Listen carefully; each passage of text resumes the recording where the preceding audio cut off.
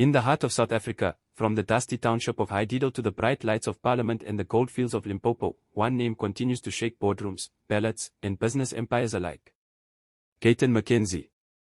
A man once known for his role in armed robberies during the 1990s is now a household name in politics, mining, hospitality, and sports.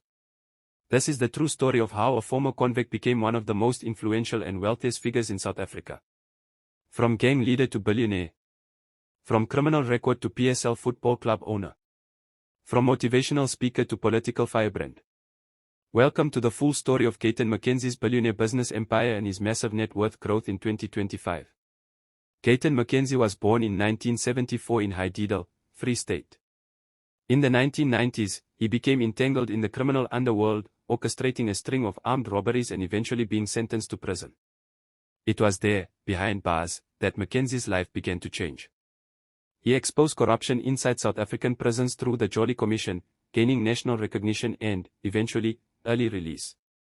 This pivotal act didn't just earn him freedom, it marked the beginning of a transformation.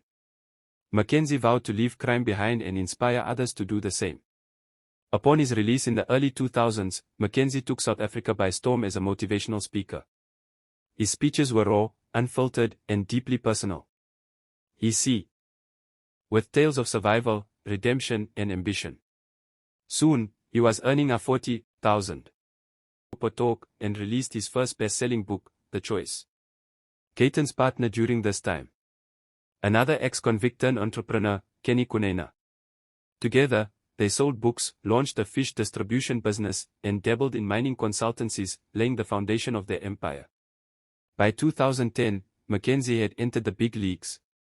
Mining, through companies like X-Concept Mining and Goldfields Deals, McKenzie and his network received hundreds of millions in BE contracts. Hospitality, owner of high-end venues like Zia Empire Lounge, Ghost Houses, and luxury lodges. Security and logistics, cross-border cargo, armored vehicles, and bodyguard services. Publishing, multiple best-selling books, including Kill Zuma by Any Means Necessary, sold tens of thousands of copies. With these ventures, McKenzie's net worth surpassed our 1.2 billion by 2025, although he keeps exact figures private. Gayton McKenzie is not shy about enjoying his success. His known car collection includes Audi A8 Spider, worth $2 million, famously crashed in Theta.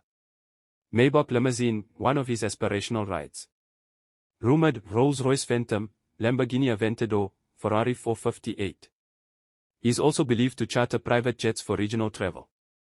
Real estate. He once owned a Cape Town V&A waterfront apartment, a 1.6 million rand Park Ridge home, and is rumored to hold multiple LODG political operations. In 2013, alongside Kenny Kunene, McKenzie launched the Patriotic Alliance, PA. The party speaks directly to colored and working-class communities. It's militant, direct, and unapologetically pro-South African. Under his leadership, PA gained influence in municipalities like Johannesburg, Eldorado Park, and Nelson Mandela Bay. In 2022, he became mayor of Central Karoo District. He refused a salary and used personal funds to fix potholes, renovate municipal buildings, and bring dignity back to governance. McKenzie and Kunene are inseparable. They met in prison. They rose in business. They co-founded a political party. And together, they've shaped South African politics with a blend of street credibility, luxury, and unapologetic boldness. Whether running clubs, publishing books, or brokering political coalitions, they've stood side by side. Kenny is now Deputy President of PA and Johannesburg MMC for Roads and Transport. People, I have what you call I've had many businesses. Some failed, some were successful. Most of them failed. And when I became, so over the years, I've been involved in mining. But my most successful business is our diamond mines. We have more than one. I bought that business when I went bankrupt, and when things were bad, I got a job. When I got the job to work at the mine, and they asked me to run the mine. And I remember I was earning $100,000 US. In July 2025, Gayton made headlines again. His son, Calvin Lujon, backed by McKenzie, acquired SuperSport United's PSL status and rebranded it as Siwelele FC, bringing top-flight football back to Bloemfontein. Plans include a 400 million investment into a new football city academy, building a feeder system from underprivileged townships, using the club for youth development and regional pride. This is more than sport, it's a strategic move blending politics, community empowerment, and legacy building. He's more than a politician or businessman, he's a brand. He represents the possibility of redemption. He commands loyalty in the streets and influence in parliament. He's feared by rivals, followed by hustlers, and respected by business elites.